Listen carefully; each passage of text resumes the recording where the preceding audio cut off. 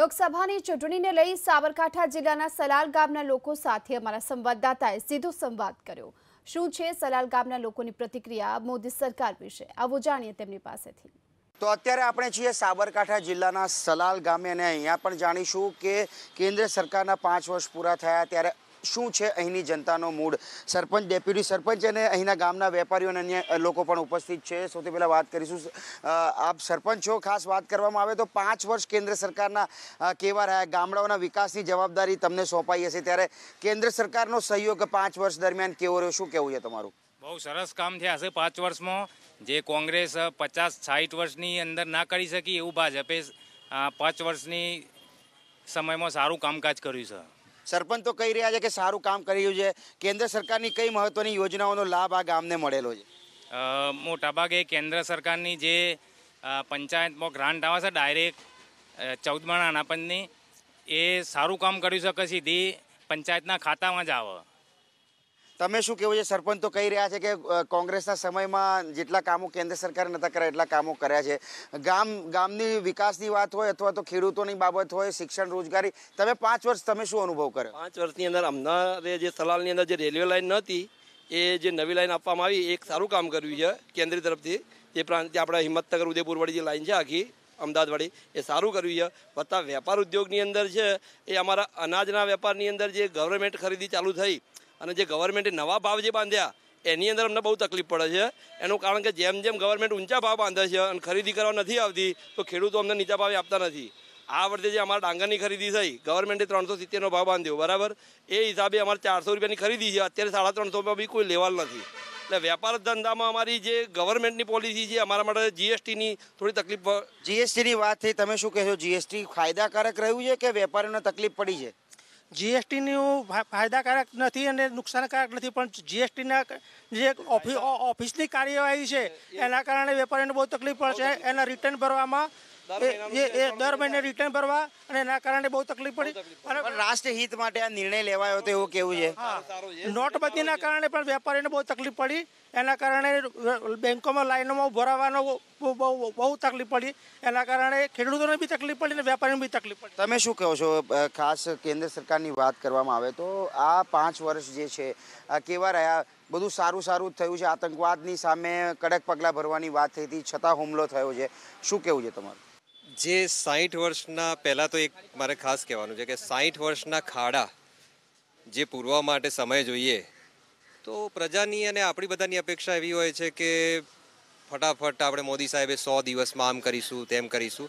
ઠીક છે, એમણે કહ્યું પણ એ પૂરું ના થાય યાર, આપણે બધાએ સમજવાની જરૂર છે। બીજું આતંકવાદના મુદ્દે પણ તમે જુઓ તો દરેક જવાબ સામે આતંકવાદીઓને દરેક જવાબ આપણી સરકારે આપેલો જ છે।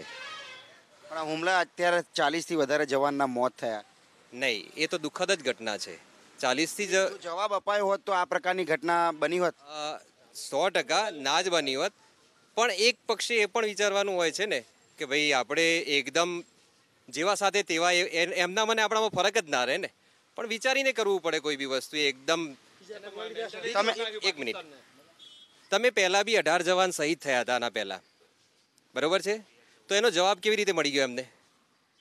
સર્જિકલ સ્ટ્રાઇકથી મળી ગયો ને, તો આ એનાથી પણ મોટી સર્જિકલ સ્ટ્રાઇક હશે અને જોવા જેવી સર્જિકલ। તમારું શું કહેવું છે? ખરેખર સામાન્ય માનવીનો ઉદ્ધાર થયો છે આ કેન્દ્ર સરકારના 5 વર્ષ જે થયા એ બાબતે? દરેકને ગેસ કનેક્શન સરકારે જે આપ્યા છે એનાથી સારું થયું છે, દરેકનું જીવન ધોરણ સુધર્યું છે એમ। તમે શું કહી રહ્યા છો? ખાસ મહત્વની બાબત હોય કેન્દ્ર સરકારના સંદર્ભમાં 5 વર્ષ કેવા રહ્યા? શિક્ષણ, રોજગારીની જે અપેક્ષાઓ હતી એ ફળીભૂત થઈ છે કે કેમ? ગામના ઉદ્ધારની વાત હતી એ ફળીભૂત થઈ છે કે કેમ, શું કહેવું છે? શિક્ષણ ક્ષેત્રે બહુ હજુ થોડું બધા સરકારી સ્કૂલોમાં સ્ટુડન્ટ ઓછા થતા જાય છે અને પ્રાઇવેટમાં થોડું વધારે થાય છે। શિક્ષણ ક્ષેત્રે થોડી કામગીરી કરવાની જરૂર છે। રોજગારીના સંદર્ભમાં પૂરતી રોજગારી અહીંયા સ્થાનિક કક્ષાએ મળે પ્રકારની વ્યવસ્થા થઈ છે? રોજગારીનું તો બરાબર છે, બાકી શિક્ષણ ક્ષેત્રે થોડું હજુ ધ્યાન આપવાની જરૂર છે। તમે શું કહેશો? ખાસ ડેપ્યુટી સરપંચ પણ આપણી વચ્ચે ઉપસ્થિત છે, તમે શું કહેશો? પક્ષની બાબત નથી પરંતુ સરકાર જે છે, કેન્દ્ર સરકાર જે વાયદાઓ કર્યા હતા એ વચનો પૂરા કરી શક્યા છે? ના, દરેક વચનો પૂરા કરે છે। કેન્દ્ર સરકારની આ મુખ્ય જરૂરિયાતો માણસોની, તો રોડ છે, લાઇટ, પાણી, એ તમામ સુવિધાઓ પૂરી કરી છે. 6 લાઇનનું કામ હાલ ચાલુ છે, એ પણ બહુ સારું કામ છે. બરાબર. તમારું શું કહેવું છે? આ બધી જ વાતો થઈ રહી છે કે 5 વર્ષનું શાસન સુશાસન જ રહ્યું છે, પરંતુ બીજેપી ગવર્મેન્ટની એક આપણી વાયદો હતો કે 370 ને 35 એની જે કલમ હટાવવી જોઈએ, એના ઉપર હજી ધ્યાન બરોબર ગયું નથી. અને જો જાય તો એ ભારતના માટે બહુ હિતાવહ છે, એટલે એના ઉપર ખાસ ધ્યાન આપવું જરૂરી છે.